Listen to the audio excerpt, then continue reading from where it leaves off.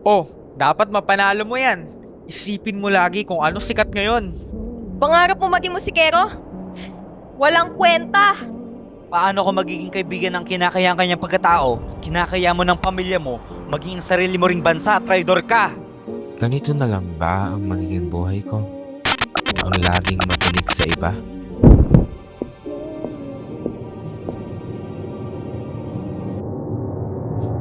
Ayoko na.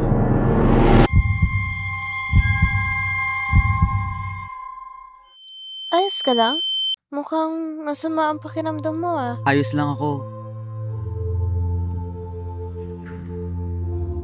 Isang di mabilang na pagkakataon na nagaan niya sa ating itanghal. Sandali. Batid ko may aking galing ka sa pagtutula. At nanalo ka rin nung nakaraang taon. Pero, tila hindi na nakikita ang emosyon mo ah.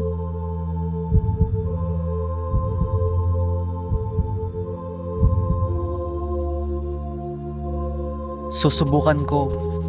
Pasensya na.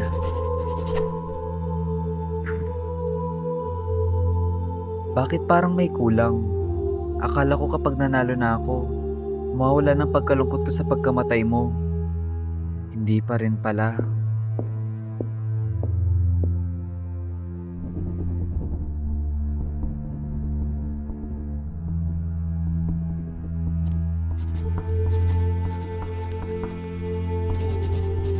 Normal lang naman mawala ng motibasyon sa talento natin.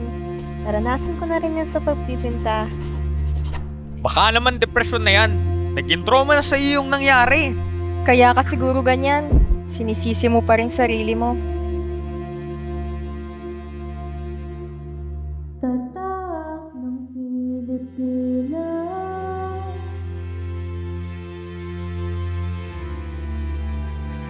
Sa unos na tayo'y di magigiba. Kaisa sa pagkakaiba, bigyan ng halaga. Sa likha ng diwa, laging buo ang bansa. Itatak sa puso at isip ang bagong simula. Ang galing niya! Sino yan? Pasensya na. May narinig kasi yung magandang tinig. Kaya tinignan ko ito. Ganun ba? Pasensya na, di kasi ako nakakakita.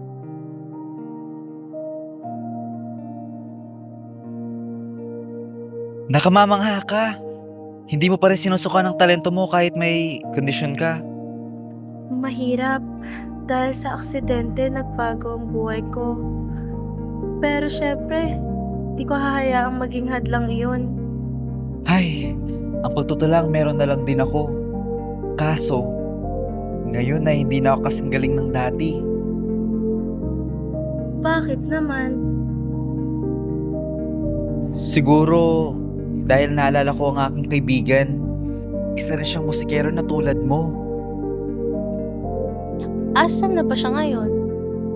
Namayapa na siya. Malapit na din ang kompetisyon sa mga araw na yun. Marahil hanggang ngayon sinisisi mo pa din ang sarili mo sa pangyayari, kaya't wala kang motibasyon. Pagkamat hindi ito'y inaasahan, dapat tandaan natin na hindi pa uli ang lahat. Dapat magpatuloy pa rin tayo sa buhay. Salamat sa iyo, kaibigan. Gumana ang aking pakiramdam kahit papaano. Teka, bakit hindi ka sumali sa darating na paligsahan ng talento? O sige, Hi, hehe.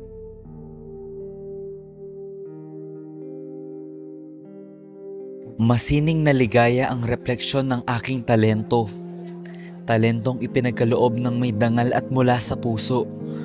Ngunit, bakit tila sa aking ngiti nagdidilim ang mundo?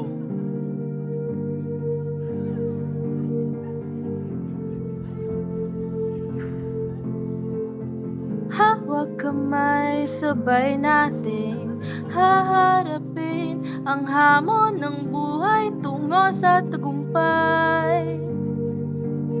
Aking talento'y may labis na hinagpis. Sa akin, hindi ito may kakaila.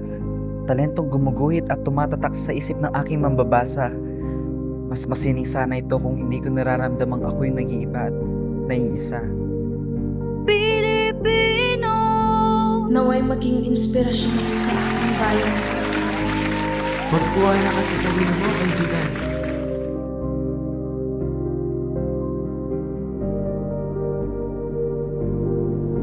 Alam mo, napagtanto ko ng talento ng isang Pilipino ay hindi nasusukat sa dami ng tagumpay, kundi sa tibay ng puso sa pag-abot ng pangarap. 2 taon na ang nakakalipas. Malaya na ako. Naway ikaw rin. Paalam, kaibigan. Tugong kayo manggay.